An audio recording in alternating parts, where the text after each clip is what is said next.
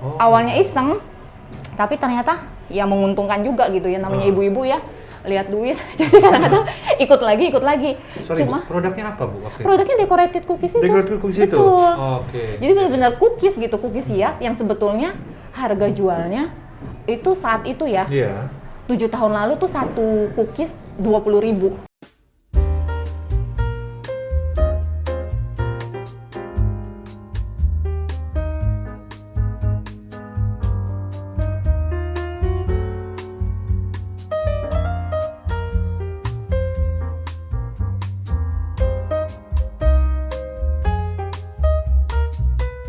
Sahabat Barekapreneur sekalian, hari ini saya lagi ada di daerah Jakarta Utara di Kelapa Gading, di tempat yang, kalau kalian datang ke Kelapa Gading harus datang ke sini. Jangan sampai di skip tempat ini. Tempatnya seru, dan ini lihat yang saya pegang. Ini adalah karya dari founder tempat usaha ini yang namanya Amiria Art and Kitchen. Lokasinya di daerah Kelapa Gading ada 2 outletnya, ya. Satu di Mall of Indonesia, satu di dekat Mall Kelapa Gading, tapi bukan di dalam Mall Kelapa Gading, dekat dari Mall Kelapa Gading. Ya, Anda nanti tinggal cari di Google Map bisa mencapai Amiria Art and Kitchen. Nah, saya beruntung sekali bisa diterima untuk ngobrol-ngobrol, bincang-bincang, cari tahu apa sih seorang founder dari Amiria itu bisa mendeliver, bisa memberikan kepada pelanggannya suatu produk, suatu layanan yang bisa membuat pelanggannya terkesan.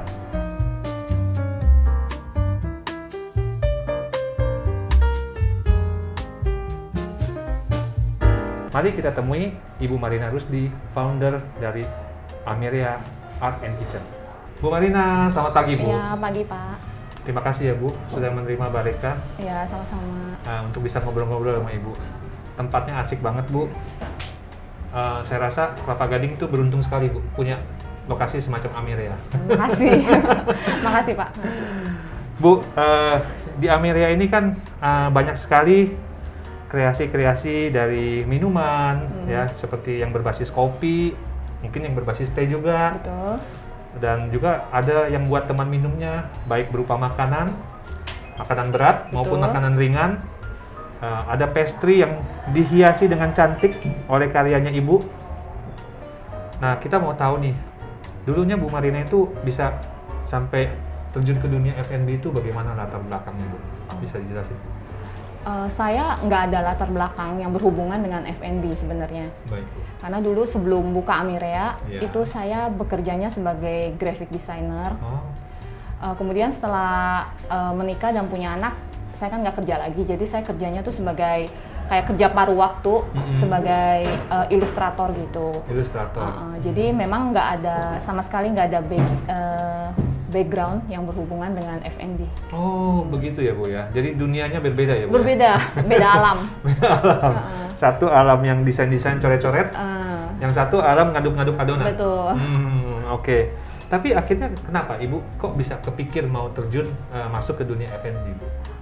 Sebenarnya itu awalnya itu iseng, karena yang tadi seperti saya ceritakan tadi sebelumnya, kan emang setelah udah punya anak itu saya udah nggak ngantor lagi, jadi ngurus anak kan. Kemudian pas punya anak kedua, itu saya merasa ya karena saya tipe orangnya tuh nggak bisa, kurang pinter lah ya ngebagi waktu. Jadi begitu punya anak kedua, pekerjaan saya sebagai freelance ilustrator tuh deadline-nya tuh numpuk gitu loh.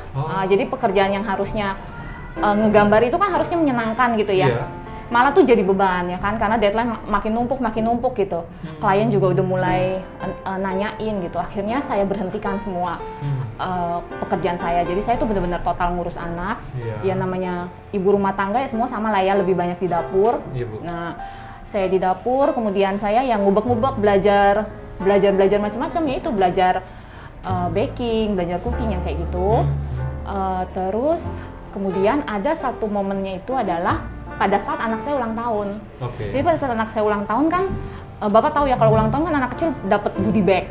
Nah, saya itu namanya ibu-ibu kurang kerjaan, jadi saya mau bikinin gitu, kayak isiin di dalamnya apa sih gitu. Akhirnya saya bikinin tuh kayak cupcake, terus kayak cookies hias, decorated cookies gitu. Jadi itu basically sebenarnya butter cookies yang atasnya dihias sama royal icing kan. Nah cuma mungkin ya memang pada dasarnya saya mungkin sebetulnya di alam bawah sadar saya kangen juga ngegambar ya. Tapi mungkin saya udah melepaskan pekerjaan itu, akhirnya saya gambar-gambarkan decorated cookies itu seperti ngegambar di atas cookies, tapi medianya yang tadinya cat gitu kita ganti sama royal icing kayak gitu. Nah kemudian saya isiin ke goodie bag, bagi-bagiin ke ibu-ibu ya, teman-teman anak saya. Dan ternyata mereka suka gitu. Mereka suka terus mereka pesen buat ulang tahun anaknya mereka.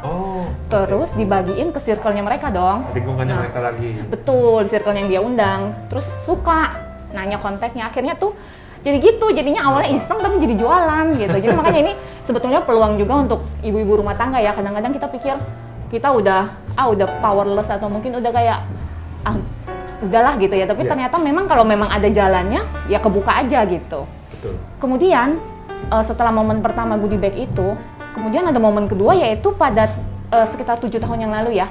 Itu tuh lagi tren bazar mall to mall gitu. Jadi disebutnya tuh pop-up store. Jadi kayak kita tuh loading di mall, buka booth gitu. Sebentar ada. Bener. Pada suatu festif tertentu. Betul. Nah itu saya iseng-iseng ikut. Karena ya iseng aja, jadi pengen nyoba aja gitu kan, kayaknya lucu. Nah itu kalau menjawab pertanyaan Pak Petrus, ya itulah saya bikinin brand Amire ya. Karena kan kalau di mall mesti ada brand dong. Paling nggak kita bikin buat signboardnya kayak gitu kan. Betul. Terus buat kayak labelnya kayak gitu. Jadi saya bikinin brand, saya legalin juga. Kemudian saya, ya itu jadinya ke mall ikut-ikut pop-up store gitu. Awalnya iseng, tapi ternyata ya menguntungkan juga gitu ya, namanya ibu-ibu ya. Lihat duit, jadi kadang-kadang ikut lagi. Sorry, cuma produknya apa Bu? Produknya decorated cookies itu. Decorated cookies itu? Betul. Oke. Jadi benar-benar cookies gitu, cookies hias yang sebetulnya harga jualnya itu saat itu ya. 7 tahun lalu tuh satu cookies 20.000. Satu cookies 20.000. Jadi saya pas jualan itu ibu-ibunya tuh sering SPG-nya laporan, Cici dibilang kemahalan gini, tapi saya bilang susah buatnya gitu. Iya, jadi tapi ternyata sebetulnya customer sekarang udah pada pinter ya, walaupun mereka mungkin di mulut bilangnya mahal gitu, tapi mereka tahu ya nyari di mana lagi gitu, apalagi kalau anaknya udah suka gitu kan. Jadi jalan aja. Tapi lama-lama saya merasakan juga, maksudnya berat juga pop-up store kayak gitu, karena pertama yaitu kita loading barang nanti bongkar lagi ya kan, seminggu kemudian bongkar lagi karena itu kan short term ya. Kemudian SPG-nya juga SPG harian yang ganti-ganti gitu kan, nanti jadi mesti ngajarin lagi kayak gitu. Kemudian juga ada biaya operasional lah ya kayak gitu. Akhirnya dihitung-hitung, karena dulu bisa kayak 7 tahun yang lalu ya, itu satu hari di mall aja tuh sekitar, ini boleh sebut angka nggak ya? Boleh. Pengen dengar malah kita. Gitu, pengen tahu ya, kepo ya. Sekitar 2,5 jutaan. Satu hari. Pemasukan? Enggak, biaya sewanya. Biaya sewanya di mall. Yang tadi biaya operasional. Biaya sewanya tuh satu hari di mall gitu 2,5 juta. Kemudian itu kan rata-rata seminggu ya. Terus belum biaya SPG dan segala, terus dan banyak lah ya biaya kayak transport ini itu gitu. Jadi di total besar juga gitu loh. Kemudian habis itu kita hitung-hitung, kita beranikan diri untuk buka permanen outlet gitu. Jadi awalnya tuh gara-gara itu. Jadi awalnya memang gara-gara goodie bag, kemudian ke bazar, ya kemudian ya permanen outlet. Gitu. Dan tahun berapa itu permanen outlet dibuka? Permanen outlet dibuka 6 tahun yang lalu ya. 6 tahun yang lalu. Jadi 2015 atau 2016 gitu 2016. Ya? 2016. Di tempat yang Kelapa Gading. Kelapa Gading. Betul. Tapi sudah berubah konsep kafe atau belum? Iya, udah berupa konsep kafe, karena kita mikirnya awalnya kan gini, kita jualannya cookies hias, tapi cookies hias doang, tempat segede gini gitu kan, kayaknya tuh enggak bakal nutup gitu. Terus udah deh kita pair sama kopi, yang tadi itu yang pertanyaan Pak Petrus ya, buat di pair sama minuman-minuman, sama tea gitu. Terus mikir-mikir lagi, tapi orang kita nggak ada budaya ngeteh dan ngopi sore-sore sambil apa namanya tuh kayak makan cookies. Tea time gitu ya? Iya, tea time gitu kan kita nggak ada ya, sebetulnya budaya orang kita tuh nggak kayak gitu. Ya ada ya mungkin pisang goreng sama es teh manis, tapi maksudnya untuk yang ngafe-ngafe sore-sore gitu tuh sebetulnya belum. Waktu itu betul. Jadi waktu itu kita pikir ya udah deh kita bikinin sekalian aja sama coffee gitu loh, coffee shop kayak gitu. Jadi awalnya tuh kayak gitu, karena kita mikir aja secara bisnis aja, maksudnya sepertinya nggak akan ketutup kalau cuma cookies doang gitu. Jadi kita akhirnya bikin coffee-nya gitu kan, coffee tea. Kemudian mikir lagi, ya orangnya kan nggak biasa ya tea time gitu. Akhirnya ke kitchen, tambah makanan berat. Tapi saat itu menunya masih sedikit ya, dan nggak variatif lah ya, cuma standar pasta kayak gitu-gitu aja. Wah, jadi dari hal yang sederhana, betul, akhirnya timbul hal yang lebih besar lagi ya Bu ya. Betul. Maka Ibu tadi udah bilang bahwa ibu-ibu rumah tangga jangan kecil hati. Betul. Kalau baru memulai dengan hal sederhana, kalau Ibu jalanin terus bisa ngegulung tuh Bu ya. Betul, bisa. betul benar. Dan ini sudah terbukti dari Bu Marina di Amiria. Anda nggak usah kecil hati kalau baru mulai dengan sesuatu yang kecil, mulailah saja dulu. Siapa tahu besok menjadi sangat besar. Iya, asal kita barengin dengan ada memang kita passion di sana kayak gitu kan, dan memang kita seriusin. Jadi jangan mulai tapi setengah jalan capek nyerah. Yes. Kayak gitu itu juga nggak akan ada hasilnya. Jadi kita mulai dan ternyata kok mungkin mulainya iseng, terus kok taunya bisa dijalanin ya udah, habis itu bener-bener full komitmen seperti jangan itu. Setengah hati ya, jangan Bu, setengah hati lagi. Dan mungkin memang dibutuhkan sedikit banyak modal ya pelan-pelan aja dulu gitu. Iya. Kalau Ibu lihat memang di Indonesia itu kalau bisnis makanan, kalau kita full komitmen dan fokus jalan Ibu ya, mestinya ya. Iya, seharusnya sih bisa jalan ya. Cuma ya itu kita harus menyesuaikan juga, kayak brand kita itu sebetulnya mau dibawa kemana gitu. Gitu aja sih. Jadi kalau misalnya brandnya hanya untuk tren-tren yang ada sekarang, cuma ngikutin yang ini sekarang lagi tren croffle, bikin croffle ya nanti udah lewat udah gitu. Jadi sebetulnya apa yang benar-benar kita jual itu jangan hanya tren sesaat gitu. Kalau cuma memang serius tapi tren sesaat sama aja bohong gitu. Jadi memang value dari brand itu dan memang harus sangat jelas ya. Memang harus udah jati dirinya ada. Bener, seperti jati dirinya udah sangat jelas. Terus juga kayak gimana kita udah ada visi gimana kita mau bawa brand ini gitu. Kalau cuma kayak buat nangkep peluang sesaat itu saya rasa juga ya kalau menjawab Pak Petrus juga bukan hal yang gampang. Yang kata Pak Petrus apakah bisa asal serius ya. Tapi kalau cuma bertolak dari tren, saya rasa agak berat ya, karena kan tren itu cepat berganti gitu. Ya, berarti harus punya suatu identitas yang kuat yang harus dibangun terus ya Bu ya, sampai orang benar-benar tahu dan akhirnya bisa clear bahwa ini yang membedain Amiria dengan yang lain. Betul, dan itu nggak ini oleh waktu ya, maksudnya itu nggak tergerus gitu oleh waktu gitu, oleh tren-tren yang ada gitu. Iya. Bu, kan ada tagline Art and Kitchen ya. Art itu seni, kitchen itu dapur. Nah, Art and Kitchen ini gimana Ibu mau formulasikan di Amiria? Di belakangnya Amiria itu Art and Kitchen itu kenapa ada makna itu, ada kata itu? Jadi ya saya dan suami memang berlatar belakangnya dari dunia art juga dua-duanya. Terus kemudian sebetulnya sebelum pandemi ini kita tuh memang menyediakan ruangan gitu kan, ruangan untuk workshop seputar art gitu. Jadi kayak dalam sebulan 1 sampai 4 kali ya, kita tuh mengadakan workshop yang seputar art. Jadi kayak melukis, terus dekorasi kue, kaligrafi. Di sini, di lantai. Biasanya kalau pesertanya, gurunya, instrukturnya maunya hanya sangat terbatas, 5 orang ya di ruangan ini. Kalau dia pesertanya dia terima sampai banyak, instrukturnya di lantai atas yang kapasitasnya bisa 20 ya. Kayak gitu. Jadi memang secara reguler sebelum pandemi itu kita mengadakan acara workshop seputar art. Karena itu kita bawa tagline itu Art and Kitchen gitu. Oh, oke. Jadi memang ada workshop artnya. Ada. Dan lokasinya kebetulan di kitchen. Bukan. Kitchennya itu kalau kitchen itu karena ya memang kita ada menyajikan makanan kan gitu. Makanan kadang-kadang kan orang kalau ditulisnya kita nggak nulis coffee doang gitu loh, jadi kita nulisnya kitchen, maksudnya kita menjual makanan juga kayak gitu sih. Yes. Jadi artinya yang disediakan di Amiria itu luas lah, bukan hanya sekedar minuman kopi. Betul. Tapi ada makanan-makanan juga yang bisa menjadi unggulan juga ya Bu ya? Betul. Oke, clear Bu sekarang. Nah, outlet pertama kan memang itu dibuka di Kelapa Gading. Dasarnya apa Ibu memilih Kelapa Gading Bu? Dasarnya simpel, karena rumah saya di Kelapa Gading. Jadi saya lebih gampang untuk monitor. Terus kemudian saya juga udah pernah sekitar hampir 2 tahun lah ya jualan yang tadi itu, produk cookies hias gitu. Jadi kayak saya ya sedikit-sedikit saya tahu lah ya, maksudnya kayak range harga orang-orang Gading tuh kayak gimana.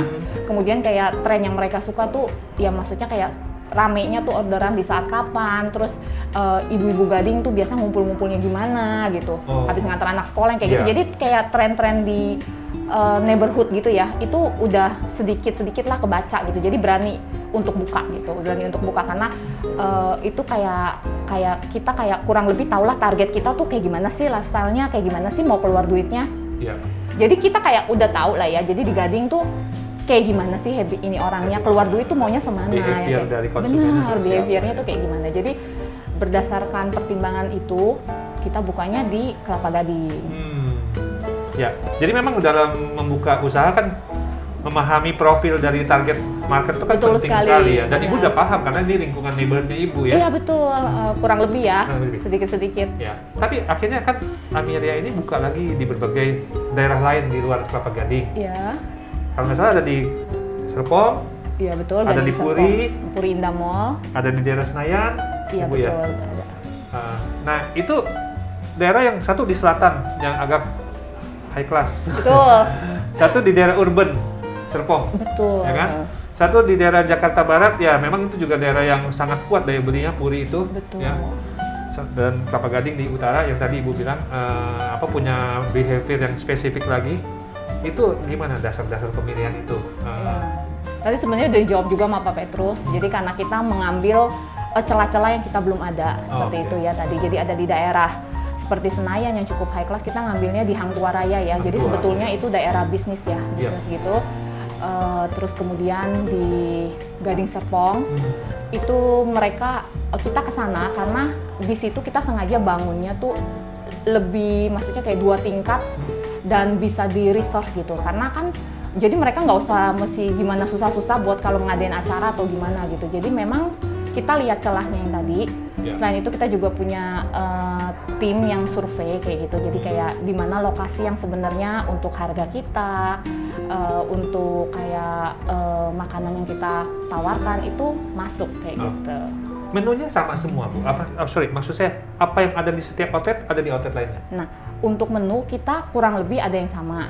Tetapi di setiap outlet kita ada yang spesialnya. Jadi kayak misalnya di Senayan, kan itu karena sebetulnya ditargetkannya kan untuk yang kayak seperti Pak Petrus bilang ya, itu kan tempat bisnis, tempat high class. Jadi mereka tuh sebetulnya sukanya makanan Indonesia gitu, di acara kantor. Jadi kita hanya ada kita sebutnya Amiria Nusantara Heritage gitu ya, itu hanya ada di sana. Jadi kayak misalnya garang asem, soto gitu, itu hanya ada di Amiria Senayan kayak gitu. Jadi memang kita menunya kurang lebihnya kalau yang kayak standar-standar kayak pasta itu tuh sama. Cuma kalau misalnya kita lihat sendiri yang tadi behavior setiap lokasi kan berbeda ya area ya. Contohnya di Puri yang tadi Pak Petrus bilang daerah barat, itu kan kental juga kayak orang makan mie gitu ya. Jadi di sana, khusus di sana kita ada tuh beef hong noodle gitu.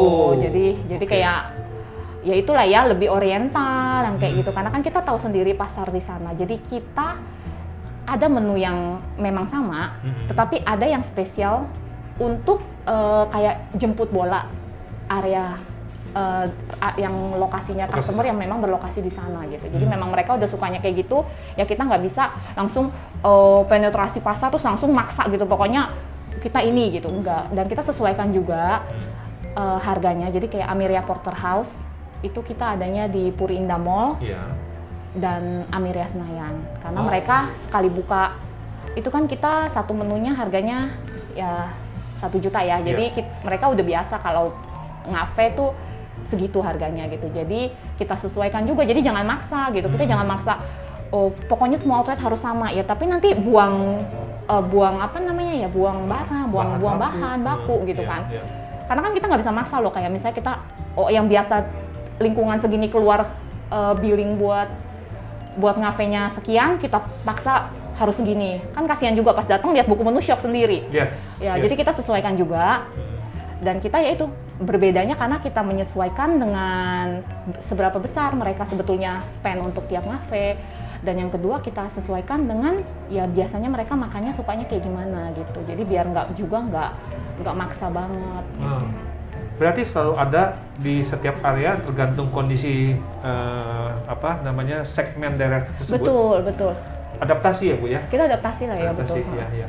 Dengan demikian bisa berlangsung sustain di daerah itu ya? Betul, ya itu harapan kita ya. Yes. Bu, penambahan outlet ini sejak Ibu buka pertama kali di tahun 2016 yang di Kelapa Gading itu berlangsung kapan? Penambahan outlet yang ada di selatan, di Gading. Aku persisnya tahunnya lupa lagi mana ya? Kira-kira sebelum pandemi ya Bu ya? Lupa Pak, Nah, tahunnya. Ya udah, nggak apa-apa. Ya pokoknya intinya kalau yang outlet setelah Kelapa Gading sekitar 1,5 sampai 2 tahun kita buka yang Amiria Moi. Yang ini pertama 1,5 tahun kemudian Moi. Nah. Kemudian sekitar 1,5 tahun lagi kita buka itu berbarengan. Jadi cuma beda 1 mingguan doang. Iya. Itu Amiria Gading Serpong dan Amiria Puri Indah Mall. Oh, oke. Jadi outlet yang paling terakhir dibuka adalah di Senayan, di Jalan Hang Tuah Raya. Jalan Hang Tuah Raya nomor 10. Jalan Hang Tuah Raya nomor 10. Kalau Anda lagi di Jakarta Selatan, jangan lupa mampir ke Amiria Nusantara, Bu. Amiria, enggak sih Amiria aja namanya. Oh, Amiria aja, ya. Tapi ada sajian Menunya. khas Nusantara yang jadi unggulan di sana. Betul. Ya. Oke, kita lanjut lagi. Bu, Indonesia ini kan banyak festifnya, Bu, dalam setahun. Betul. Ya. Ada festif yang mulai dari awal tahun dulu deh, tahun baru, kemudian Chinese New Year atau Imlek. Berdekatan dengan itu juga ada Valentine. Betul. Ya kan, nanti nggak lama kemudian ada puasa Ramadan. Sebulan itu juga kan orang juga banyak beraktivitas, biasanya halal bihalal, buka bersama ya. Baru halal bihalal nanti di hari raya Idul Fitri. Betul. Lanjut nanti libur anak sekolah. Kalau sekarang ada tambah lagi kegiatan kayak Halloween gitu ya. Terus nanti akhir tahun Christmas. Nah, festif-festif gitu di Amiria tuh gimana, Bu? Ada, kita sebenarnya berusaha lah ya ngikutin, karena kadang-kadang ya itulah budayanya orang Ngave, salah satunya tuh mereka ngumpul-ngumpul ya, silaturahmi, dan mereka lebih seneng kalau misalnya tuh ada special occasion, terus apa sih menu spesialnya kayak gitu kan. Jadi kayak kita coba buat memenuhi juga, tapi nggak terlalu maksa, maksudnya nggak sampai menunya tuh banyak banget, nggak. Cuma kayak misalnya kayak tadi yang Pak Petrus sebut, misalnya kayak untuk yang Februari, Januari itu kan kayak Chinese New Year, itu kita sediain kayak misalnya tuh ya itu beef hong, pau, apa kayak gimana. Jadi terus menu untuk mereka bisa take away untuk makan bersama family di rumah. Untuk Valentine kita adain di hari Valentine-nya tuh kayak untuk dinner couple kayak gitu. Jadi memang kita bikin menu yang memang nggak banyak, nggak maksudnya sampai khusus Valentine kita launching kue ini enggak. Tapi kita coba bikin sebuah menu yang untuk customer kita tuh bisa menikmati bersama orang-orang yang mereka sayang gitu. Jadi kayak Chinese New Year sama keluarganya, Valentine sama ini kan sama couple gitu kan. Kemudian ya itu buka bersama juga kan sama teman-teman orang terdekat. Kita biasa buka bersama gitu, bukber gitu. Kita bikinin kayak paket yang lebih murah kayak gitu kan.